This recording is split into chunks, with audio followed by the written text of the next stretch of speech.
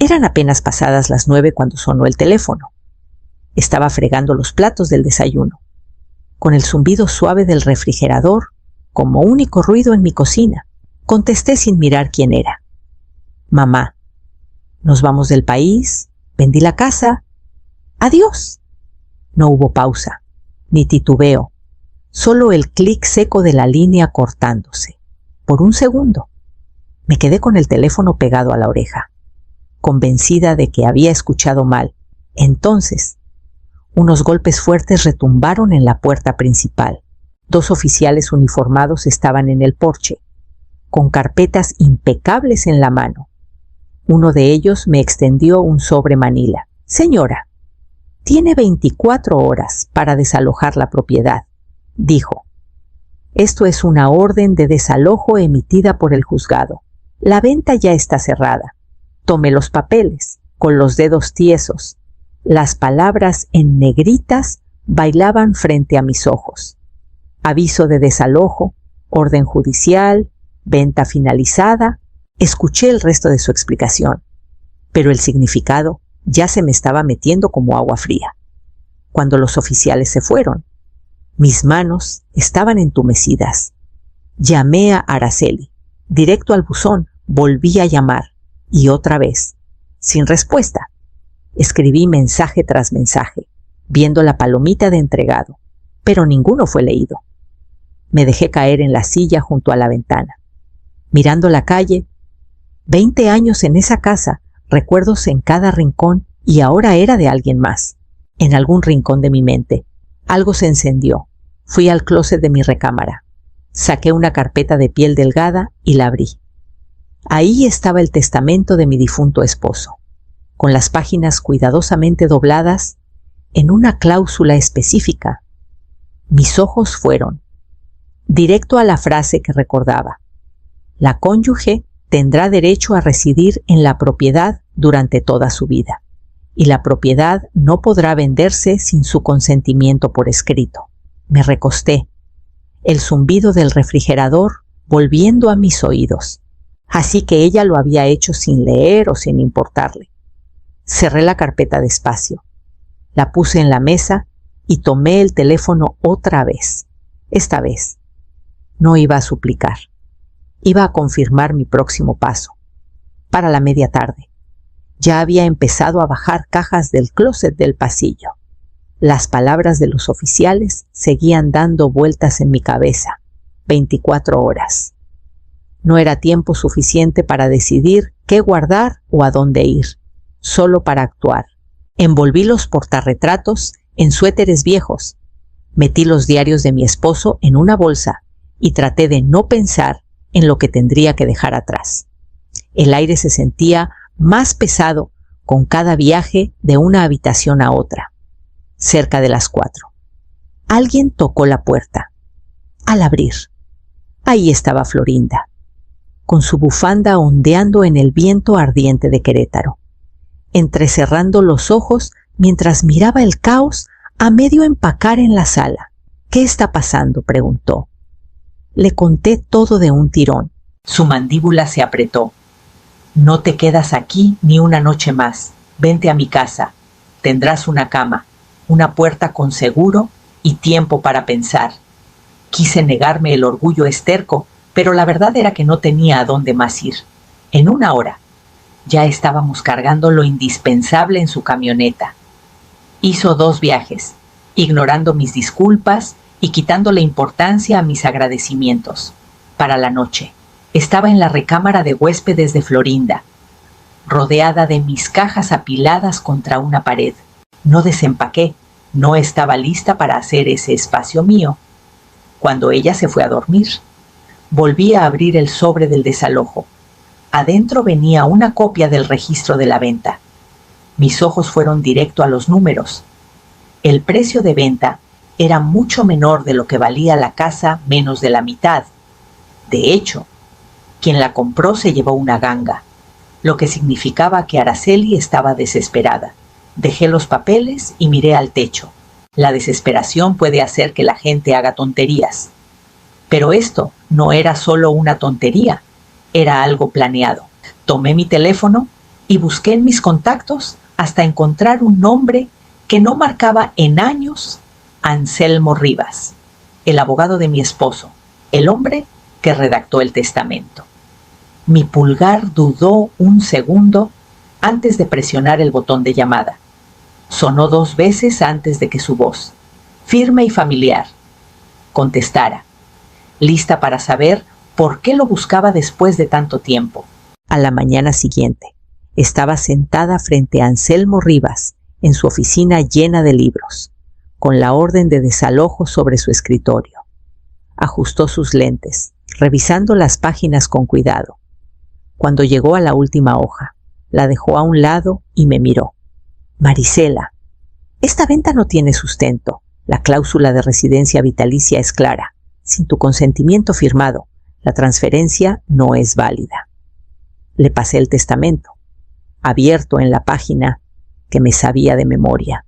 Sus ojos recorrieron el párrafo conocido y asintió una vez. Si el comprador no sabía de esto, tendrá un reclamo legal contra tu hija. Si lo sabía, podrían intentar presionarte para que desocupes, pero no tienes ninguna obligación de hacerlo. Sus palabras deberían haberme hecho sentir segura, pero no fue así. Y ahora que sigue pregunté. Depende, respondió. Si quieres actuar de inmediato, puedo presentar un recurso contra la venta, pero si prefieres ver qué hace ella después. Podemos esperar. Movernos muy pronto podría hacer que tape sus huellas. Me recosté en la silla, sopesando su consejo. Una parte de mí quería ir directo con Araceli y exigirle una explicación, pero otra parte más callada, más fría sabía que esperar podría revelar más que confrontarla ahora. Voy a esperar, dije al fin, pero mantén los ojos abiertos. Si algo cambia, quiero saberlo. Estuvo de acuerdo, prometiendo vigilar discretamente los registros de la propiedad y cualquier movimiento legal relacionado con la venta. Al salir de su oficina, sentí un leve retorno de control, como si una cuerda que se me había escapado volviera a tensarse en mis manos. De vuelta en casa de Florinda, guardé el testamento en mi bolsa y me senté en la cama, con el teléfono en la mano. Ni una llamada de Araceli, ni mensajes, solo silencio, extendiéndose hasta la noche. No fue hasta 3 días después que el silencio se rompió su nombre, iluminando mi teléfono con una llamada que no estaba segura de querer contestar. Dejé que sonara 2 veces antes de contestar. Mamá. La voz de Araceli llegó, áspera y apresurada. Necesito tu ayuda. Mauricio se fue. Se llevó todo. Me quedé callada, escuchando mientras soltaba el resto cómo habían volado a Lisboa con planes de empezar un negocio, cómo el dinero de la casa se transfirió a una cuenta que solo Mauricio controlaba, cómo despertó para encontrarlo a él y a la cuenta desaparecidos. Su voz temblaba. Ni siquiera tengo para pagar la cuenta del hotel. Me tienen retenido el pasaporte hasta que pague. Esperé a que terminara antes de hablar. Araceli, ¿te acuerdas del testamento que dejó tu papá? Una pausa, más o menos. ¿Por qué hay una cláusula? Tengo derecho a vivir en esa casa por el resto de mi vida. La propiedad no se puede vender sin mi consentimiento por escrito. No lo tenías. La línea se quedó en silencio. Podía escuchar su respiración, corta e irregular. ¿Quieres decir que vendí algo que ni siquiera era mío? Exactamente eso, dije. Y ahora el comprador puede decidir que fue engañado. Ese es tu problema para resolver. Murmuró el nombre de Mauricio, como si fuera una maldición. Luego empezó a suplicar. Solo necesito un poco más de dinero para volver a casa. Por favor. Mamá, te explicaré todo cuando llegue. No respondí de inmediato. Mis ojos se fueron a la carpeta de piel bajo mi cama, donde el cuidadoso plan de mi esposo me había dejado un salvavidas que ella no conocía. Lo voy a pensar, dije al fin. Te vuelvo a llamar. Cuando colgué, me quedé un buen rato con el teléfono en la mano. El impulso de ayudarla seguía ahí, pero también el recuerdo de su voz, En esa primera llamada fría, decidida, final, tomé la carpeta, la puse en mi regazo y abrí el broche de latón para ver lo que ella nunca se había molestado en preguntar. Dentro de la carpeta había un folder delgado y un pequeño cuaderno de ahorros, con las páginas amarillentas en los bordes. Mi esposo me había hablado de esa cuenta años atrás, pero nunca la toqué. El saldo, incluso después de tanto tiempo, era suficiente para mantenerme cómoda el resto de mi vida si gastaba con cuidado. Me senté en el borde de la cama, pasando los dedos por su letra en el primer comprobante de depósito. La había abierto antes de casarnos, y con los años fue sumando de a poco dinero de trabajos extras, pequeñas inversiones y algún golpe de suerte que nunca mencionó en voz alta. Araceli no tenía idea de que existía. Si lo hubiera sabido, lo habría visto como la solución perfecta para su desastre, pero no era suyo para tocar, y mucho menos de Mauricio. Esa noche la volví a llamar. Te voy a mandar lo suficiente para pagar tu cuenta y comprar un boleto de regreso. Dije, nada más. Su alivio fue inmediato. Gracias. Mamá, te juro, cuando esté de vuelta, yo no es un regalo. La interrumpí. Es una oportunidad. Lo que hagas con ella depende de ti. Hice la transferencia desde la cuenta de Florinda para no dejar rastro hacia la mía. Si Araceli sabía que tenía recursos, podría intentarlo otra vez. Quería que entendiera lo que es tener solo lo justo para lo esencial. Después de confirmar la transferencia, guardé el cuaderno de ahorros en la carpeta y lo puse bajo la cama otra vez. Su peso no era solo financiero, era saber que no estaba tan indefensa como ella creía. Con eso resuelto, llamé a Anselmo y le dije que procediera discretamente con lo necesario para proteger mis derechos sobre la casa, aunque ya no planeaba vivir ahí. Él estuvo de acuerdo en mantenerme informada y manejar todo sin alertar a Araceli. Al día siguiente, empecé a buscar un lugar nuevo, algo más pequeño, más luminoso, libre de traiciones. 2 semanas después, alguien tocó la puerta de Florinda. Al abrir, ahí estaba Araceli, más flaca de lo que nunca la había visto, el cabello desaliñado, la ropa arrugada y la seguridad que solía llevar como armadura, desaparecida. Ya estoy de vuelta, dijo, con voz apagada. Entró sin esperar invitación, arrastrando una maleta pequeña detrás. Nos sentamos en la sala, el aire entre nosotras denso. Me contó cómo pasó noches en hostales baratos después de que Mauricio desapareció, cómo intentó rastrearlo por amigos y no encontró nada. Cada detalle llevaba un filo de humillación, pero no hubo ni una palabra sobre lo que me había hecho. Cuando hizo una pausa, me miró expectante. Entonces, ¿puedo quedarme contigo hasta que arregle las cosas? Junté las manos en mi regazo. No. Araceli, la casa que vendiste ya no es mía para vivir, y el lugar al que me voy no está abierto para alguien que me ha mostrado tan poco respeto. Sus ojos se abrieron. Pero soy tu hija. Sí, dije en voz baja, y ser mi hija no te da derecho a tomar lo que no es tuyo. Ahora tienes que pararte por tu cuenta.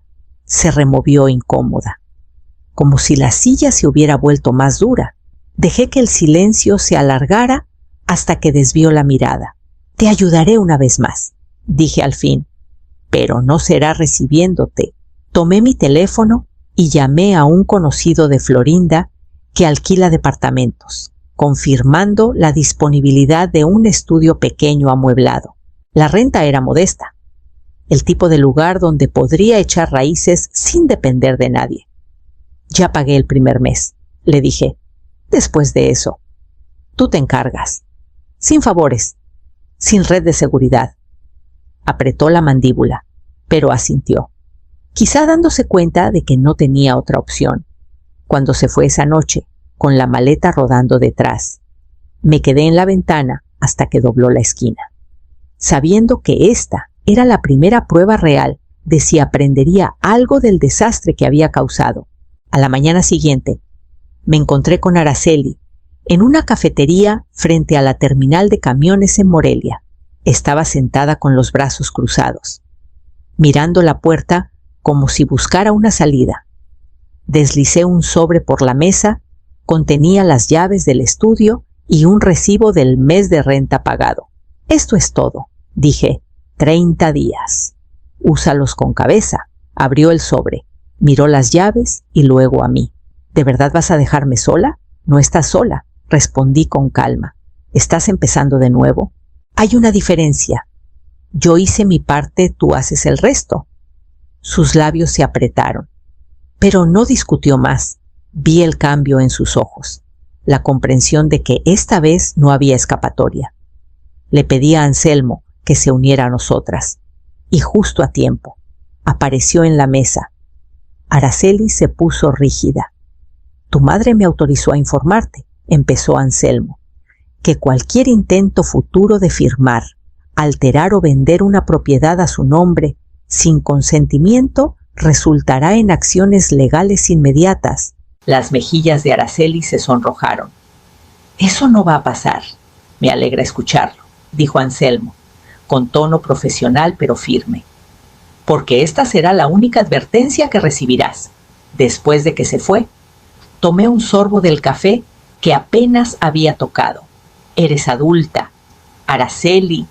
Tienes que demostrar que se puede confiar en ti. Eso empieza con estabilidad y honestidad. Si lo logras, tal vez podamos hablar de reconstruir lo que se rompió. No respondió de inmediato. Solo guardó las llaves en su bolsa y se levantó. Veré qué puedo hacer. Cuando se fue, no sentí triunfo. Solo una calma firme. Esto no era venganza, era trazar la línea que debía haber marcado hace años. Esa noche, firmé los papeles finales para mi nuevo departamento, la pluma deslizándose por la última página mientras el agente inmobiliario sonreía y me entregaba las llaves. El departamento olía ligeramente a pintura fresca cuando entré. La luz del sol entraba por las ventanas amplias, tocando los pisos de madera clara y rebotando en las paredes limpias. Era más pequeño que la casa que perdí, pero cada centímetro se sentía puro, sin mancha. Dejé mi bolsa en la encimera de la cocina y caminé despacio de cuarto en cuarto. La recámara tenía una cama sencilla y un tocador. La sala era un lienzo en blanco esperando mi toque. Elegí este lugar por su calle tranquila y porque nadie de mi familia había puesto un pie aquí. Esa primera noche, desempaqué solo lo esencial: ropa en el tocador, platos en la alacena, la carpeta de piel de mi esposo en lo alto del closet. El resto podía esperar. No tenía prisa por llenar el espacio. Quería sentirlo respirar. Durante la siguiente semana, construí una nueva rutina. Caminatas matutinas a la panadería por pan fresco. Tardes leyendo en el sillón junto a la ventana. Noches en el balcón viendo desvanecerse la última luz. Llamaba a Florinda cada pocos días, contándole del cambio y agradeciéndole otra vez por el refugio que me dio. Araceli no llamó. Me dije que era buena señal, quizá de verdad estaba intentando valerse por sí misma. Aún así, mantenía el teléfono cerca, un hábito que no podía dejar. Una tarde, mientras ponía una foto enmarcada de mi esposo en la repisa, el teléfono vibró. Era Anselmo. Pensé que querría saber. Dijo: el comprador de tu antigua casa presentó una demanda contra Araceli por falsear información. Descubrieron la cláusula de residencia vitalicia y están buscando una compensación. Me quedé quieta, con el marco en la mano. ¿Y eso qué significa para mí? Nada de qué preocuparte, me aseguró. Tus derechos nunca estuvieron en riesgo, pero puede que oigas de ella pronto. Colgué y puse la foto en su lugar. La sonrisa familiar en ella, dándome fuerza para lo que viniera. Era temprano en la noche cuando alguien tocó. Abrí la puerta y ahí estaba Araceli, con el rostro tenso, los ojos enrojecidos. Sostenía un montón delgado de papeles en una mano. «Me están demandando», dijo antes de que pudiera hablar. «Los compradores. Dicen que los engañé. Les dije que no sabía de la cláusula, pero no me creen». Di un paso a un lado y ella entró, paseándose por la sala pequeña. «No tengo dinero para un abogado. Mamá, apenas me alcanza para comida. He estado solicitando trabajos, pero nada ha salido todavía». Escuché sin interrumpir. Cuando al fin paró, pregunté: «¿Y qué esperas que haga? Sus hombros se hundieron. Esperaba que me ayudaras, al menos con los gastos legales. Sé que no lo merezco». Pero respiré hondo. «Araceli, ya te di un techo por un mes y lo suficiente para volver de Lisboa. Eso fue darte una forma de empezar de nuevo. No voy a rescatarte de las consecuencias de tus decisiones». Me miró, una mezcla de frustración y desesperación en su rostro. «¿Entonces qué? ¿Vas a dejarme hundirme, Nole?», dije en voz baja. «Estoy viendo si puedes nadar». El silencio se asentó entre nosotras. Se sentó, sus ojos yendo a la foto de su papá en la repisa. Por un momento, su rostro se suavizó y pensé que diría algo más, pero en lugar de eso, se levantó y caminó hacia la puerta. «Lo resolveré», murmuró, casi para sí misma, y luego se fue.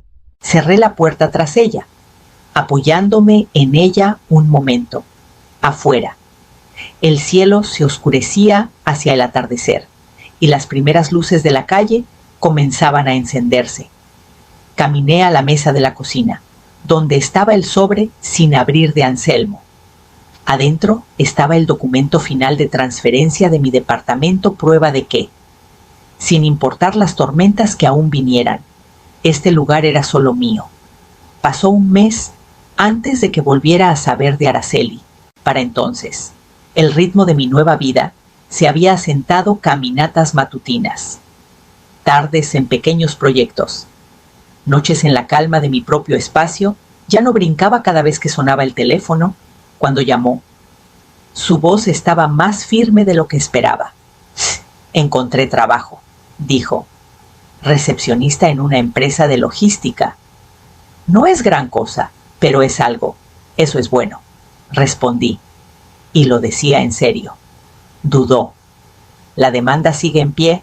Mi abogado dice que podría tomar meses». «Estoy manejándolo». No hubo petición de dinero esta vez, ni rastro del tono de derecho que solía teñir sus palabras. Hablamos unos minutos más, cosas pequeñas, del tipo de plática que no habíamos tenido en años, y luego nos despedimos. Tras la llamada, me paré en el balcón, con la ciudad extendida bajo la luz cálida del atardecer. Pensé en la primera vez que llamó, su voz fría y definitiva, diciéndome que había vendido mi casa. Ese recuerdo aún dolía, pero ya no me vaciaba como antes. Había trazado mi línea y la mantuve. Ayudarla lo justo para que se parara sin dejar que me hundiera con ella había sido la decisión correcta. El resto era suyo para cargar. Esa semana me reuní con Florinda para comer. Me preguntó cómo iban las cosas con Araceli y le dije la verdad. Está aprendiendo, de a poco, y estoy bien dejándola aprender sin arreglarle todo. Florinda sonrió, levantando su vaso. Por la paz mental, chocamos los vasos, y sentí que el peso que llevaba meses en mi pecho se aligeraba. Esa noche, de vuelta en mi departamento, cerré la puerta con llave, guardé la carpeta de piel en su lugar en el closet y apagué las luces. La calma ya no era solitaria, era mía.